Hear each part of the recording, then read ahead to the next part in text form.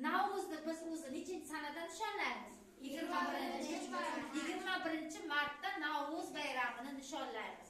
21 martda kun va tun tenglashadi. O'zi bir sutka necha soatdan iborat? 24 soat. 12 soat kunduzi bo'lsa, 12 soat kechasi bo'ladi. Teng kunlik ham hisoblanadi.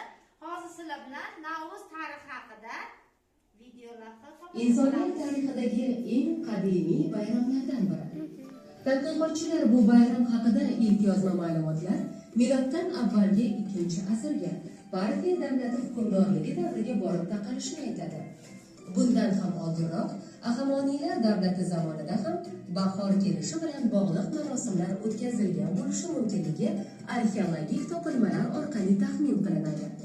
Bu davrlarda Navro'z sayl ko'rinishida emas, saroy marosimlari va mavsumiy diniy ijtimoiy udumlar shaklida o'tkazilgan. Navro'z haqida turli rivoyatlar ham mavjud. Masalan, Shohnoma asarida bayramning kelib chiqishi afsonaviy podshohlar Jamshid va Qayyumas nomlari bilan